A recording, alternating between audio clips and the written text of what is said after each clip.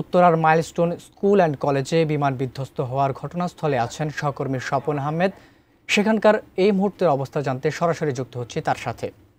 কিছুক্ষণ আগেই আমরা জানতে পেলাম যে এখানকার যে একজন শিক্ষিকা ছিলেন তা মেহেরিন উনি কিন্তু আজকে হিরো হয়ে অন্তত ২০ জন শিক্ষার্থীকে এখান থেকে সেভ করেছেন। কিন্তু দুঃখের বিষয় হচ্ছে সেভ করার সময় উনি ৮০% দগ্ধ হয় এবং দগ্ধ হওয়ার পরে তাকে প্লাস্টিক সার্জারি বার্ন ও প্লাস্টিক সার্জারি ইনস্টিটিউটে নেওয়া এবং সেখানেই কিছুক্ষণ আগেই তিনি মৃত্যুবরণ করেছেন। তো এই যে লাশের মিছিল দীর্ঘ হচ্ছে, বলতে গেলে আসলে এই মাইলস্টোন স্কুল অ্যান্ড কলেজের আশেপাশের পুরো এলাকা কিন্তু স্তব্ধ হয়ে আছে। আসলে মানুষের যে আর্তনাদ সেটি কিন্তু ভেসে বেড়াচ্ছে পুরো আকাশেই। এখানে এখন পর্যন্ত কিছুক্ষণ আগে যে এই ১২টার দিকেই রাইসামণি নামে একজন শিক্ষার্থী, যে তার বয়স হচ্ছে ৮ বছর, যে তৃতীয় শ্রেণীর একজন শিক্ষার্থী ছিল, তাকে কিন্তু এখন পর্যন্ত খুঁজে পাওয়া যায়নি। অর্থাৎ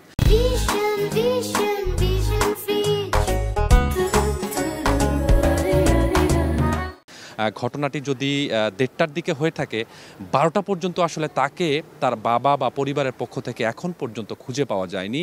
কিছুক্ষণ আগে তার বাবা সহ তার চাচা এবং তার ফ্যামিলির আরও কয়েকজন এখানে এসেছিলেন। আমাদের কাছে যেভাবে তারা আর্তনাদ প্রকাশ করলেন যে তারা বিভিন্ন হসপিটালে গিয়েছেন, বার্ন ইনস্টিটিউশন থেকে শুরু করে প্রাথমিক পর্যায়ে স্থানীয় উত্তরার যে হসপিটালগুলোতে নেওয়া হয়েছিল সেখানেও তারা গিয়েছেন, আসলে তাকেও কোনোভাবেই তারা খুঁজে পাচ্ছে না। তারা আর্তনাদ করছেন যে যদি তার বাচ্চা মৃত হয়ে থাকে সেটার তথ্য তারা চান এবং জীবিত বা কোথায় আছে এই তথ্য তারা নিশ্চিত হতে চান। তারা থানায় গিয়েছিলেন, সেখান থেকেও তাদেরকে বিভিন্নভাবে তথ্য দেওয়া হয়েছে। তবে সব মিলিয়ে এই যে মানুষের এখনও অনেক শিক্ষার্থী, যারা আসলে শিক্ষার্থীর স্বজন, তারা আসলে এখনও বিভিন্ন হসপিটালে ঘুরছেন, তাদেরকে আসলে এখনও তথ্য আসলে পাচ্ছেন না। তো এই যে বিষয়গুলো রয়েছে, আপনি জানেন যে এই যে এখন পর্যন্ত ২০ জন মৃত্যুর মিছিল যে জড়ো হয়েছেন, এই ঘটনার পরে আরও হয়তো মৃত্যুর মিছিল বাড়তে পারে। কেননা আমাদের সহকর্মী রবিউল ইসলাম রবি, উনি জাতীয় বার্ন ও প্লাস্টিক সার্জারি ইনস্টিটিউট রয়েছেন, তিনি কিছুক্ষণ আগে জানালেন যে আসলে শিক্ষার্থীরা যারা ওই হসপিটালে গিয়েছেন তাদের কিন্তু অধিকাংশই অনেকেরই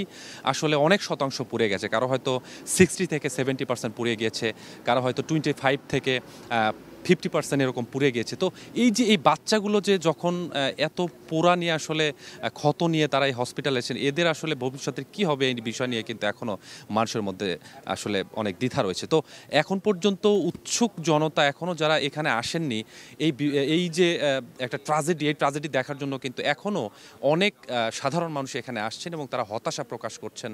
তারা বলছেন যে এত বড় একটি ঘটনা, এই ঘটনা আসলে মেনে নেওয়ার মতো নয়। কারণ বাংলাদেশে বিমান দুর্ঘটনায় এত হতাহত আসলে এর আগে কখনো হয়নি। তারপরেও স্কুলের আসলে বেশিরভাগ যেহেতু বাচ্চা, এটা নিয়ে মানুষের মধ্যে একটি অন্যরকম একটি ফিলিংস বা একটি স্যাডনেস কাট করছে, এটি আপনি নিশ্চয়ই জেনে গেছেন। তো সব মিলিয়ে এখনকার পরিস্থিতি, ভিতরে আসলে মাইলস্টোন কলেজে যেখানে আসলে ঘটনাটি ঘটেছে সেখানে আসলে এখনও ক্রাইম ইউনিটের যারা বিভিন্ন সংস্থা রয়েছেন তারা আসলে কাজ করছেন। যদিও ফায়ার সার্ভিসের পক্ষ থেকে রাত ৯টার দিকে আমাদের আনুষ্ঠানিকভাবে আজকের মতো তারা যে উদ্ধার কাজ সমাপ্ত করছেন সেটি জানানো, হয়তো আগামীকাল থেকে আরও প্রক্রিয়াধীন বা যদি উদ্ধার কাজের কোনো কিছু থাকে তাহলে সেটা করবেন। তো সব মিলিয়ে এখন পর্যন্ত ২০ জন মারা গেছে। এখনও আসলে উৎসুক মানুষ এখানে আসছেন এবং আর্তনাদ প্রকাশ করছেন। আবিদ, এই ছিল আমার কাছে মাইলস্টোন কলেজের সামনে থেকে সবশেষ।